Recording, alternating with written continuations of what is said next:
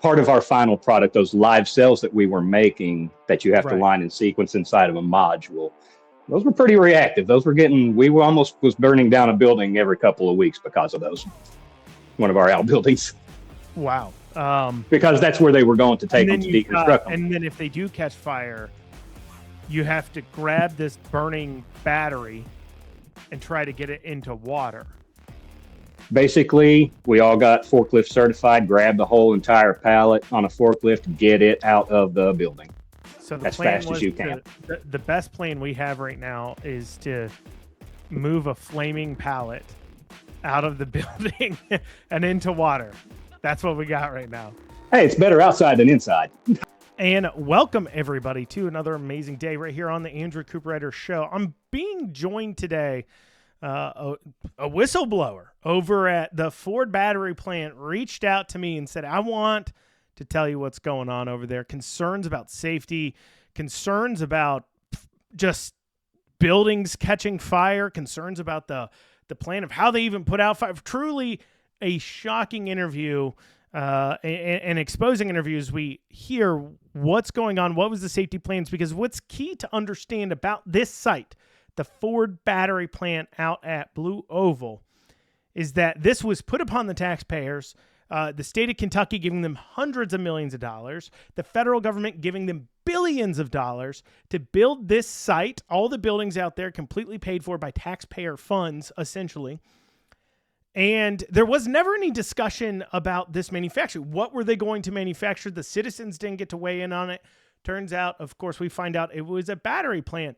And there's never any discussion about what is the dangers of that. Well, we have a part of their emergency response team, whistleblower Thomas Walling, joining us on the show in order to give us that inside a scoop, blowing the whistle on things he's seeing going on over there that are of quite a huge concern as they are progressing over to this transition. Now, of course, he still believes that the plant will rebound, but are some things going on there of concern, things in the past that have gone on over concern, and it certainly leads to part of why the plant failed as a battery plant too as well. I know I was very surprised to hear about flaming pallets on forklifts being dunked into water. It's pretty extreme, toxic gas fumes, all kinds of things. Literally mold pillars growing out of the floor in buildings. Absolutely crazy story. So take a listen to it. Tune on in. But for those of you listening for the first time, please make sure you like, comment, share, subscribe. If you're listening on the radio, watching on TV, make sure you follow up on everything here over at, you can go to the andrewshow.com. Once again, that's the andrewshow.com. See all the places where you can listen to, you can watch. And because this interview, I kind of shot it in one piece, so kind of just cut in and cut out. Not going to have a whole lot of intro, outro. So if you want to see it all together, head over to the andrewshow.com. Once again, make sure you like, comment, share, subscribe. But let's jump down into it. And joining us, we've Thomas joining us. He was a part of the safety response team out at Blue Oval SK. And he reached out to me, said, hey, I used to work over there. I can fill you in on what's going on. I worked there up until here recently. And there's a lot going on the public isn't aware of. And so I thank you, Thomas, for giving us the time. Thank you for doing this and coming on to kind of give us some information. Now, outside looking in, here's what I know about the story. As a taxpayer, I know about it. They had the special session that they called in 2021 that was for, quote unquote, COVID. Though Bashir in debates said that it was for Ford in order to put together this deal that basically gave right around $310 million to Ford to build this plant here in Kentucky. $250 million of it, I believe, cash, forgivable loan, and then $60 million more in free land and training programs through KCTC and a few other things. Additionally, this plant, that Ford received billions from the Biden administration to build this plant. I believe they received right around $4 billion to build 3 plants, 2 of which were here in Kentucky. So essentially, it was all paid for for Ford from the taxpayer. Let me ask you, when did you first hear about the Blue Oval SK plant, and what did you think about initially? What was the initial information you had on it? I first learned about the Blue Oval plant actually while I was a captain at the Toyota Fire Department in Georgetown. I worked for Toyota for many years. Um, and that led to me actually going down to North Carolina, promoted to their industrial fire chief, and trying to open Toyota's EV battery plant down in Liberty, North Carolina. I learned about it once I come back home, and that's kind of how I was recruited. I was recruited to Blue Oval from Toyota. And what was your job responsibilities there? At Blue Oval? Yes. Blue Oval, we were part of the safety and emergency response team. That's kind of how they classified us. So when we first got on site, I've actually one of the original hires there, especially for the emergency response team. So I was on site just over 2 years. Some of the first boots on the grounds there, like so early they didn't even know what to do with us. But my job sorry, I stumble over my words sometimes. My job consisted of us doing emergency response throughout the plant and the entire site, not just limiting ourselves to the one building or the outbuildings that were in operation, as well as doing fire safety walks throughout the plant, spotting deficiencies, trying to correct them, going around checking fire extinguishers once a month, all that kind of stuff. Medical response, we even did that. You know, one thing about these plants coming in, and one of the things before all this money was given to Ford and it was approved kind of secretly. In fact, the vast majority of legislators didn't even know the company they were giving the money to when they approved it. Only a few members did that signed NDAs, and they pretty much told the rest, vote for it or you're going to be in trouble in your next election. So, of course, one of the discussions was not over what are the dangers of this kind of site versus a typical car manufacturing factory.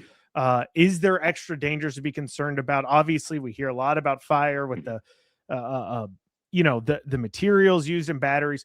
What is the kind of unique things that you think maybe the community should have known about so they could discuss whether or not this is something they even wanted before it was forced upon them that comes along with electric vehicle battery plants? Well, I know Glendale pretty much hates us. The little town of Glendale pretty much hates us on the site. I still say us because I'm still have yet to receive my last paycheck from them, so I still consider it us. But I know the little town of Glendale hates us, and I know about 1,600 PO'd Hardin County residents and those in the region that really don't like us right now. So, why do you think that is? Because of the shutdown, people lost their jobs. One, Glendale didn't want us there to begin with, I believe, was kind of what I've understood just talking to people in the town and in the area. Because, it's a small little community, just tight-knit little town, and then you come in there. They probably hated when they built the interstate there back in the 60s or 70s or whenever. No little town like that wants to change. I get it. I'm from a little town back in eastern Kentucky. I know how people get, but so there's always been a little conflict there. Not bad. I think they've accepted it in the long run because it was inevitable. There's nothing they can do about it. But the 1,600 people that worked at our site that got laid off, oh yeah, they have a reason to be mad. Sure, absolutely. What are some of the dangers, though, that come along with electric vehicle battery plants from a safety standpoint of things that you don't see in normal manufacturing? Well, to answer your original question, kind of the difference, thankfully, I started a lot of my industry with Toyota in Georgetown, so I've worked that automobile aspect of industry. You still have hazards there, just like anything. I've seen big orange clouds over a plant 2 in Georgetown and having to evacuate most of the plant for something. That's industry. That's just, there's hazards anywhere you go. This plant, especially electric vehicle, presents certain challenges because of a lot of the chemicals we use. They have to be stabilized. And that's kind of a problem we ran into recently. We can probably get into this because we had to manufacture so much material, so many cells and modules for these electric vehicles that product line was eventually shut down. That we just had to sit on for months and months and months. And we were literally watching them with thermal cameras, doing fire safety walks of the area with our thermal imagers, watching the temperatures on those things because they could just react. How hard is it to put out? Obviously, we hear about electric vehicles being more difficult to put out when it comes to fire. A fire at a plant like that apparently is storing chemicals that it sounds like can just combust randomly because you're storing them for so long. How hard is it to put out a fire in that kind of situation?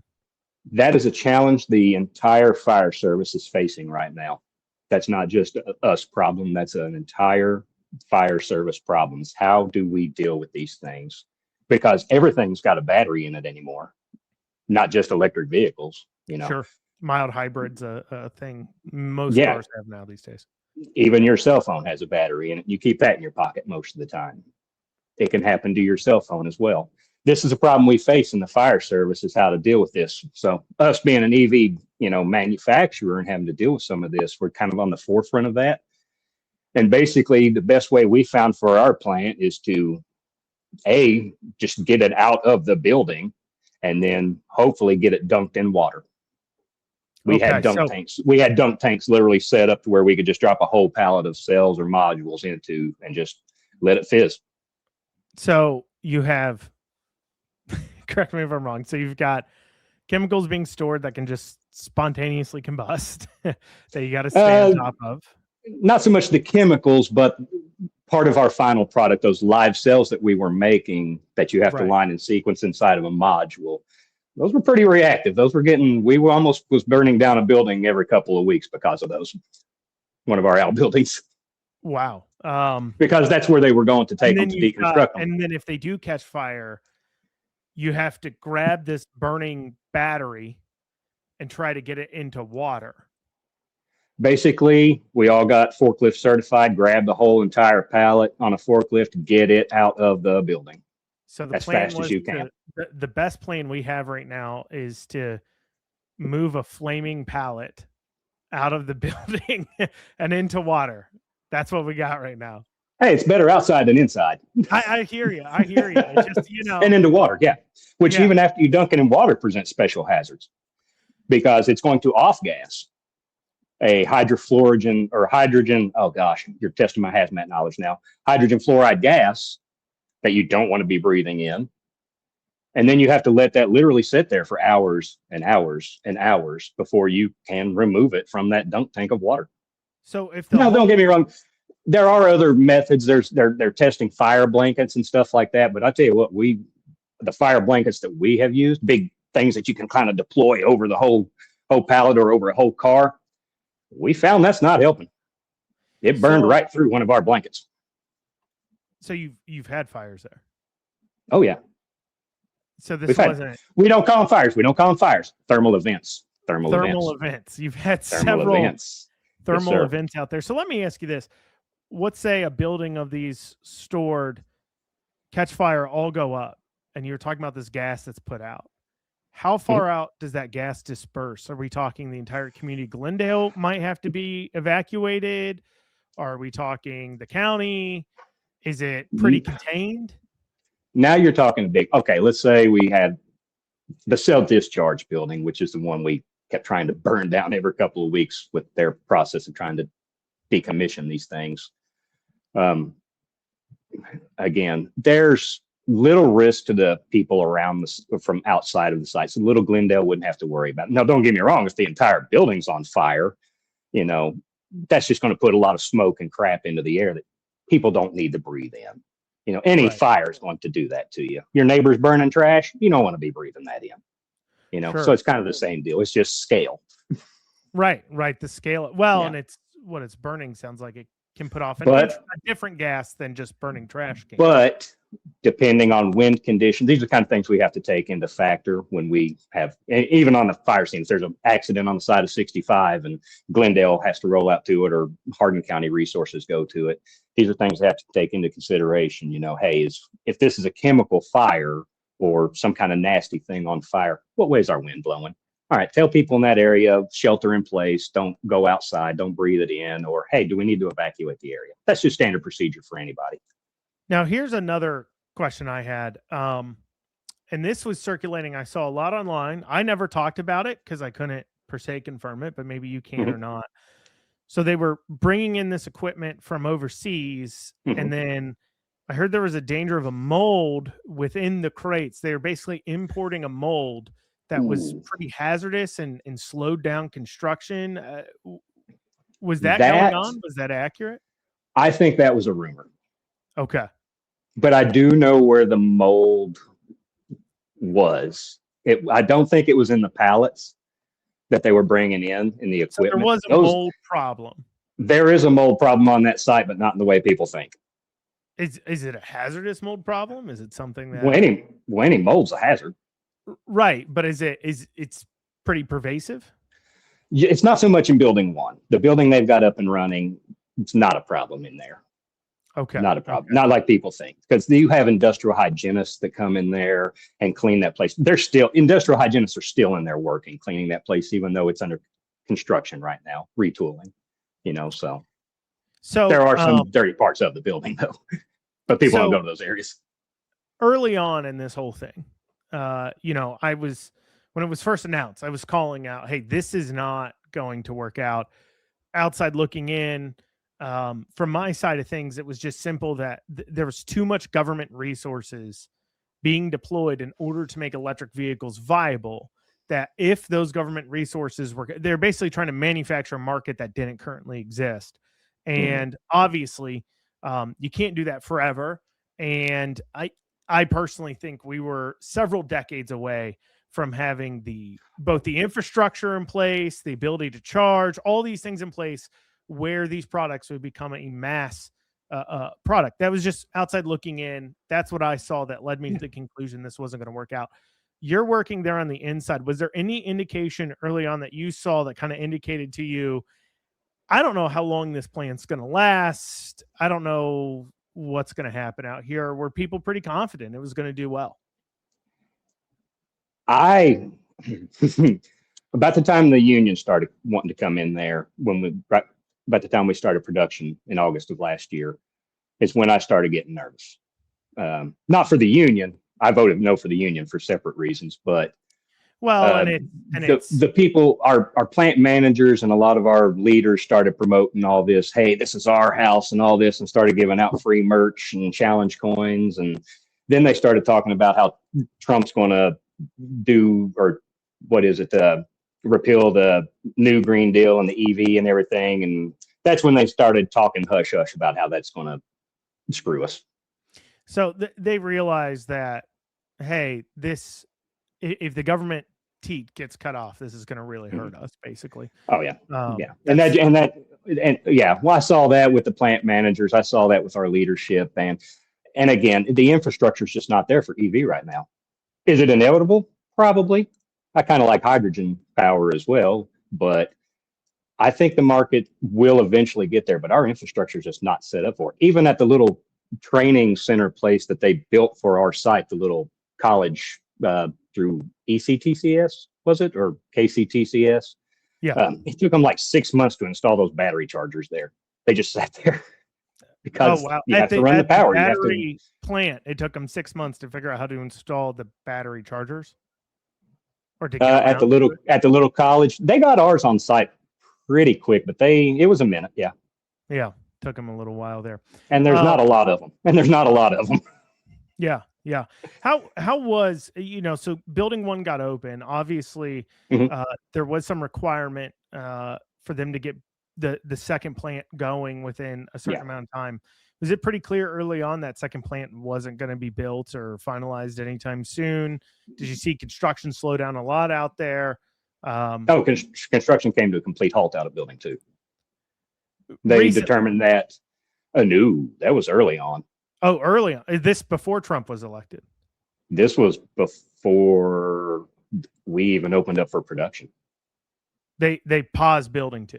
They paused building 2 because we realized we were going to have problems, and that I think they knew for a while that they were going to that the joint venture was going to break apart. I think they realized that early on. They kept it kind of hush hush.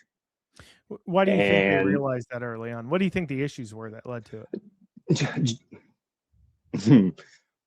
I think they realized early on because the way the progress on the site started going. We had a lot of problems with trying to get building 1 up and going.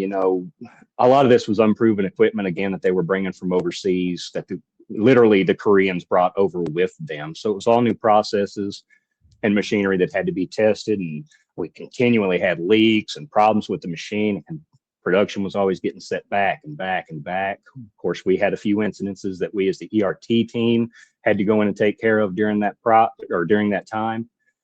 And, but when they stopped building 2, that's when I kind of figured, oh, okay, we're going to have to bring in some more partners on this. This wasn't enough. And that's when they tried to bring in Nissan, their Project N, as they called it for a while. Yes. So right now they've said, look, we know electric vehicle batteries, there's not enough demand for it. For me, it was really weird when they said they were going to be, this was months before they announced out of Glendale. They said they were going to be shutting down the Ford plant for a little bit because they're going to set up an electric vehicle line at the Ford plant in Louisville to do like an electric vehicle, like chassis system or something like that. Mm-hmm. I remember this announcement. They're investing $2 billion or something into putting some sort of electric vehicle line there. But in the articles I was reading, it said they would get the batteries from, I believe, Michigan instead of the Blue Oval plant literally right down the road from them, which led me to a lot of questions. Obviously, well, it could, yeah. Well, it could lead you to a couple more questions. This plant was set up. You are correct. The KTP, the Kentucky Truck Plant, was going to receive their batteries from the Michigan plant. Which, if anybody's looking, the Michigan plant's hiring ERTs right now. They're modeling off of us, but our plant was set up for the F-150 Lightning product line that inevitably got canceled. I think our batteries could also support the E-Mustang and the E-Transit, but mostly ours was going to be for the Lightning. Okay. And so... and I think they were manufacturing those out at Battery City down in Tennessee. So when they announced the layoff, was there any kind of pre-warning before everybody lost their job, or was it literally out of the blue? Was there a lot of grumbling? How'd that play out? We were in production. Of course, we had shut down building 2 construction and all that. We were in production. We started production August 19th, I want to say it was. And we were only in production for like 4 months when we started hearing the writing on the wall that, hey, everybody's going to get laid off. And then in December is when every Blue Oval employee, ourselves included, received the what we call the Merry Christmas letter of production started. About 4 was when we got the letter, but I would say between 2 and 3 months, we started hearing some writing on the wall. Because I think even at that time, Project N had fell apart and Nissan plan had fallen apart and everything. So, based on what you said, they were manufacturing batteries and then just having to store them. So they weren't getting moved out. That's how I survived the mass layoff. What's it until the so they were just manufacturing batteries, putting them into a shack or a storage building, right? Not in building 1. They were stored in building 1. Stored in building 1. If you had to guess, how many batteries that were manufactured actually got moved out of the factory? Is it a majority of them? Half of them? Was it a pretty good rotation, or were they literally making batteries for nothing? So we got our firing letter in December. They gave us 60 days. Technically, we all got fired on Valentine's Day, February 14th. That's everybody with Blue Oval. We survived the mass layoff as the ERT because, again, they were contractually obligated because I think of all that loan and everything that you know more about than I do. We had to make so much product. Well, they had the product, they had nothing to do with it, so they had to store it. Unfortunately, because of some of its volatile nature, it necessitated the need for the ERT team. And that's how we honestly survived the layoff. And that's when, again, we were putting up FLIR cameras, thermal imagers, all kinds of stuff, doing walks hourly, quarterly, all kinds of stuff at that place. So if you had to guess, what percentage of manufactured batteries actually got stored or moved out? I don't know the percentage. I know on site that we were storing was about 1 million between live cells and modules. And they're starting to move those out. They were slapping them all in crates that said ship to Hungary, which I just figured they're dumping those in the middle of the Atlantic right now. Wait, okay, so a million. How many were they manufacturing a day? That I do not know. It depended because the product line was always usually down for something. We didn't open all lines. We had the original plan was for 16 lines of product. I think we only ended up opening up 2 to 4 lines. So they hired, was it 1,500, right? we'll say 1,500. Yeah. I think Okay. it was more like 1,200, but yeah. 1,200. I don't know. I don't Those work in 1,200 HR. working every day, or were they rotating through? Did they hire way more people than they needed? We never did no, they did end up doing a bit of a night shift. They had 3 shifts on at one time producing this stuff. For about 4 months, for about 3 months. No, we'll say 3 months, for about 3 months. Okay. And so then it shifted over to skeleton crew. People are getting fired. Okay. So the plant was open all 3 months before they're like, skeleton crew. They keep you on because they're storing all these things here. Were they moving out the batteries they were storing there, or were they literally just sitting there? They were just sitting there. And well, they were decommissioning some products, some of the cells, not the modules that would go into a vehicle. But the actual cells that make up the module, we stored a lot of those for a long time, and they were trying to figure out how to decommission them, basically take them apart. And they couldn't find out a safe process, and that's how we almost ended up burning down the cell discharge outbuilding every other day, it seemed like. So why do you think they would manufacture so many cells that they didn't need? It's part of the deal. We have to. It's because we're still under that loan forgiveness thing. With that, even if Ford took it over, you had to make a certain amount of product in order to be eligible for that forgiveness. Yeah. And now if you, I think it was employee count was the forgiveness, but it falls in line. I mean, your employees have to be doing something. So of course they're going to be manufacturing nothing. Yeah. So they announced they're going to shift over to, I believe, data center battery manufacturing, correct? It's battery energy storage systems. So think of a big Connex box, a C crate. Think of something like that, but it's got all the like generator, electronics, and everything in it. So they're going to bring those in. We're going to make the big batteries that'll go inside of that, so we can. I still say we, but so they can ship it to a customer on down the line. It's going to store the energy. So you put it next to your generator. You'd put them at your data centers, stuff like that. Yeah. What do you think the market is for that? You think they're gonna? I think it's more sustainable. People employed there. Do you think it happens in 18 months? They said 18 months they'd be shut down. You think they'll be retooled, ready to go in that amount of time? They have a customer already lined up who's expecting a product delivery. It's my understanding they're expecting a product delivery in October of next year.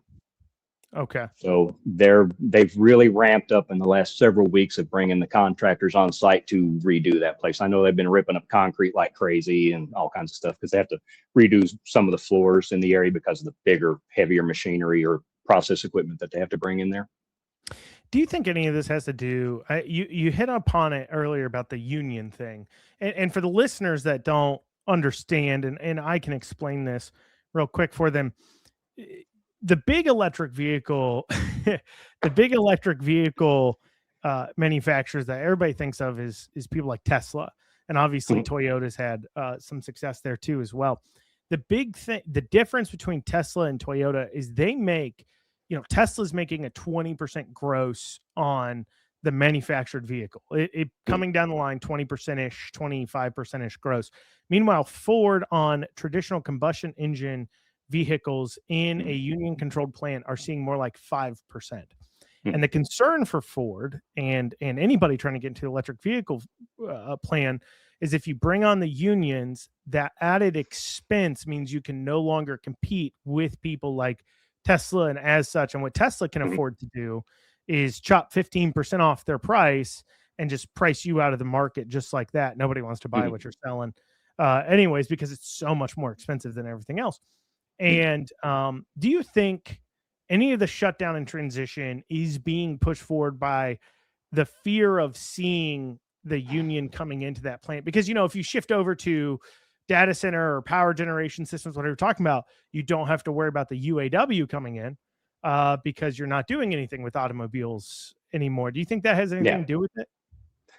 No, I think the union is probably going to be inevitable there. The workforce wanted it last time. Of course, Blue Oval used the ERT team wrongly against that. But I think the union will be inevitable there because people want it. And honestly, they did us dirty. And I maybe going for the union is the best thing for that site. Maybe it'll help protect the people there now, protect those however many jobs they're bringing. And I say that as a person that doesn't like the union. Yeah, no, I understand. I mean, when companies do those kinds of things, it definitely does lead to these concerns. What do you think the chances are the people that are laid off actually get offered a job back at the new plant first? Do you think, are they the kind of company you feel like will follow through with that?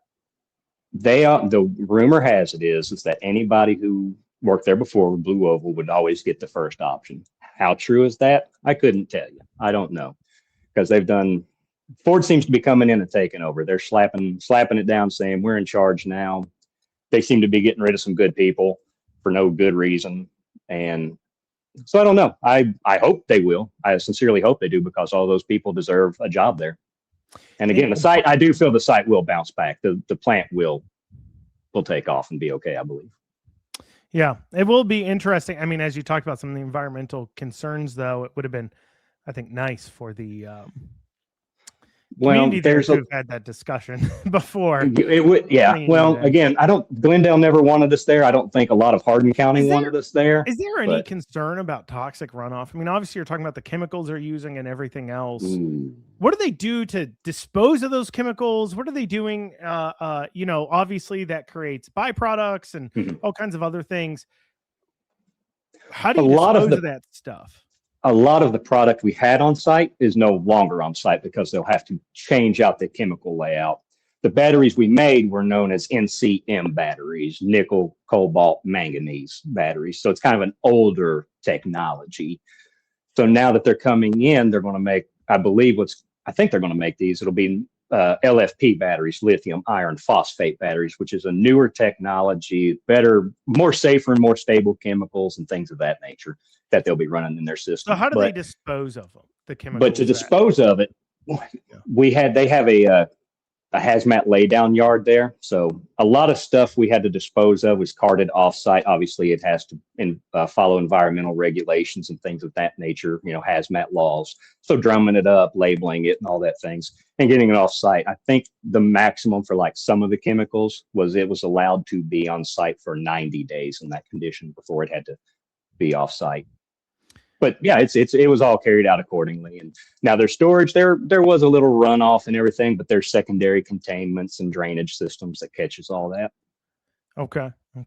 So when it comes to, I guess you're kind of speaking out now because, and you reached out to me because they just kind of out of the blue let you go. Have other members of the emergency response team been let go too as well? Are they kind of trying to trim back even more people? What's going on with this?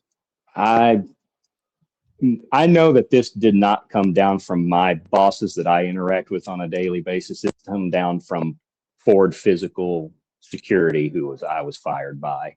Fired so fast they couldn't even collect my access badge and lanyard. I've still got it. But they fired several good members. I know they fired a retired Elizabethtown firefighter who was on his way out to retirement. This was his retirement gig. This was supposed to be my retirement gig. They fired a paramedic who was on our staff. They fired a couple good people. Was there good reasons for this, or were they laying them off saying, hey, we just don't really need you? Or is what is the dynamic going on that's leading to them just kind of getting rid of people? Well, right now we were independent contractors. When Blue Oval left the site, we were kind of left homeless. So we had a company pick us up as independent contractors, and Ford Energy was going to pick us up. I kept hearing fourth quarter of this year, but I believe it was probably more likely first quarter of next year when they would do that.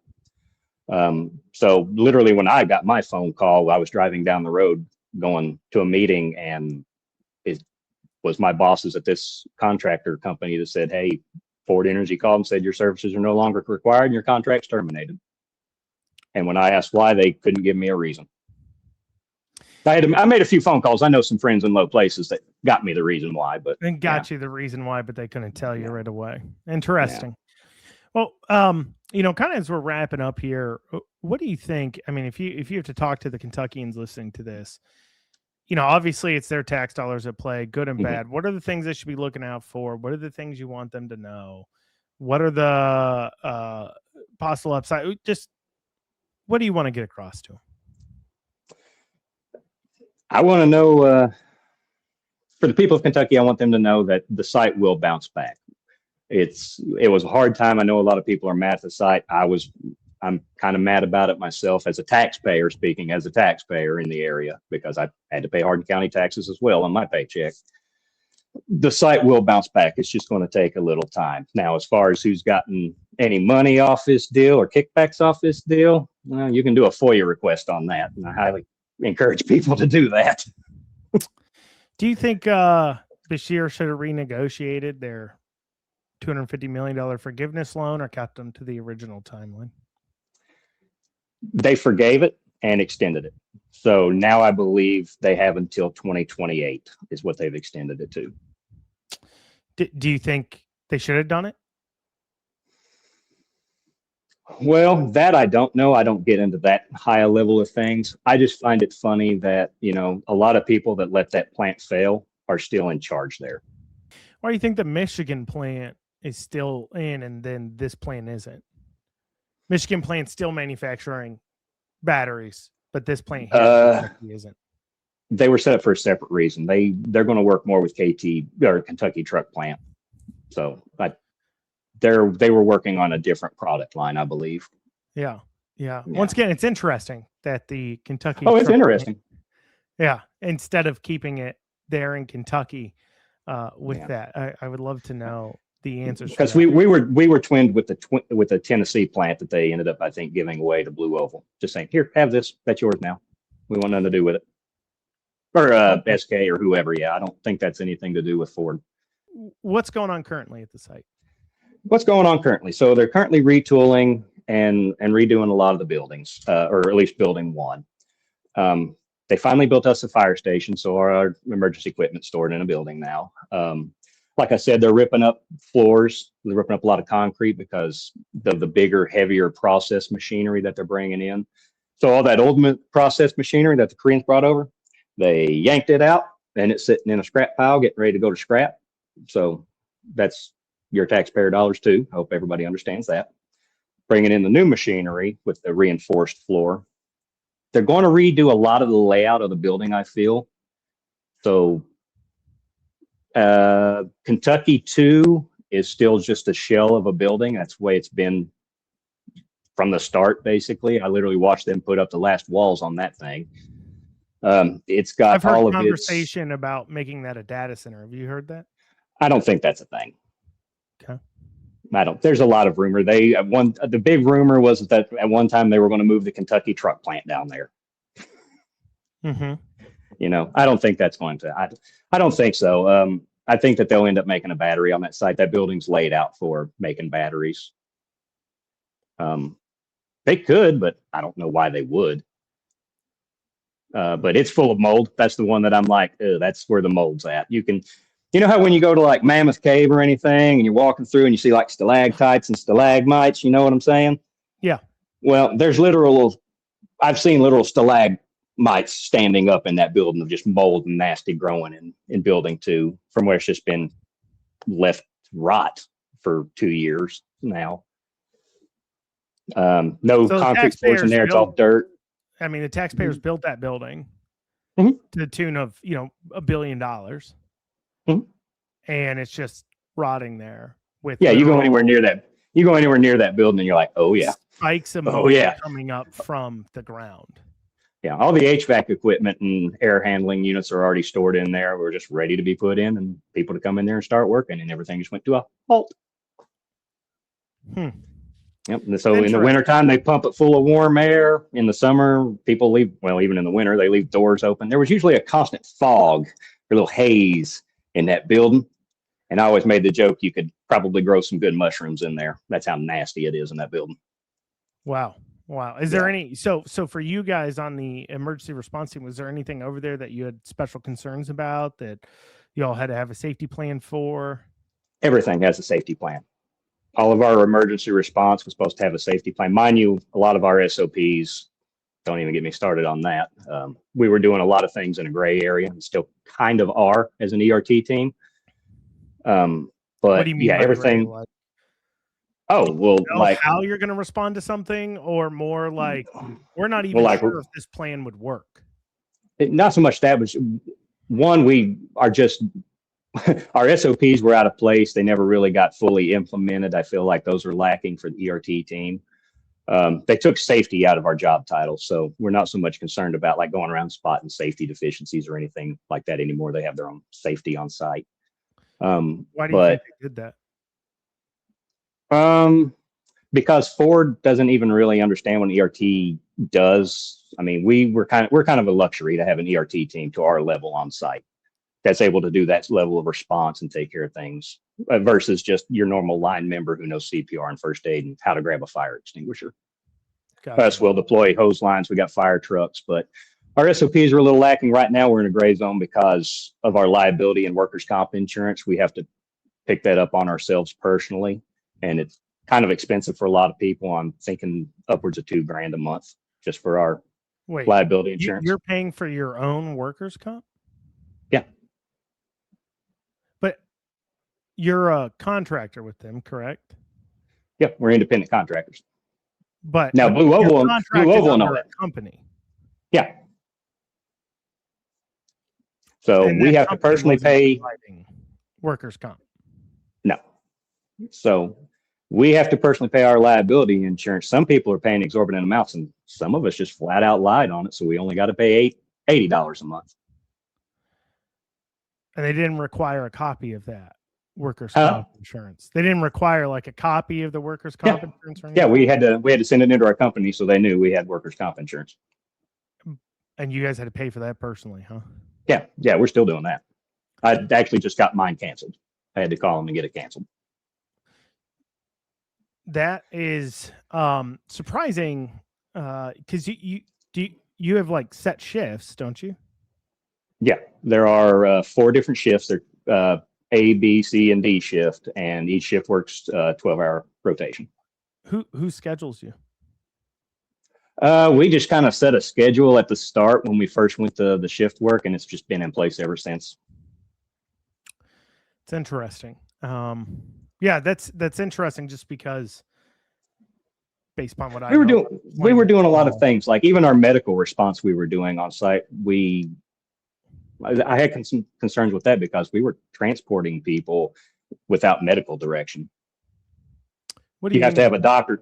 You have to have a doctor who's licensed, or a physician whose license you work under, to handle your scope of practice. We never had that on site. Basically, we were operating as good Samaritans.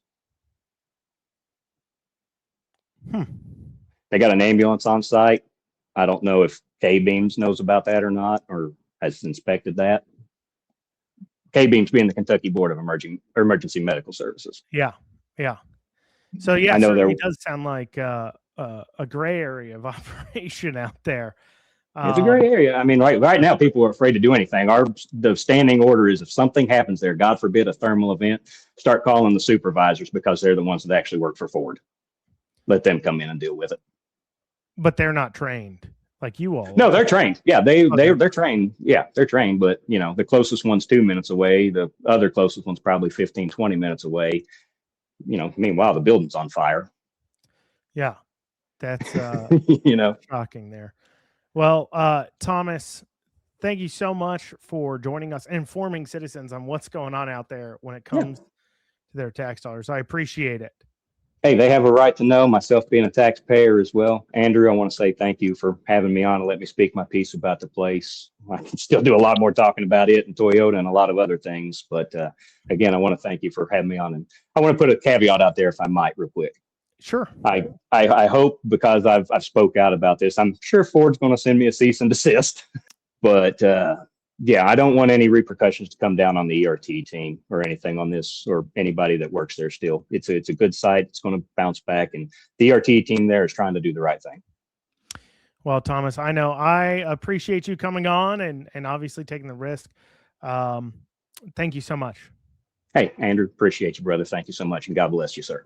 I want to thank once again Thomas Walling for coming out. I mean, truthfully, obviously, there's risk here of reprisal.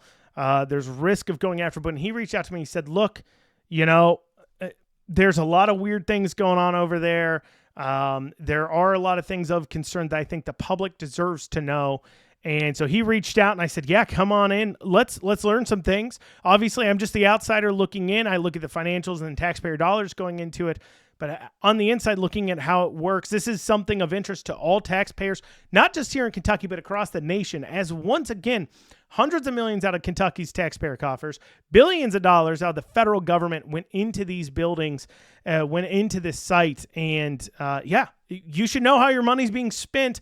And I want to thank Thomas once again for giving us the information. I hope you guys make sure, once again, like, comment, share, subscribe, leave a 5-star review there if you're listening on a podcast platform. But, well, that's what we got time for today. Hope you guys have a great rest of your day. We'll see you next week.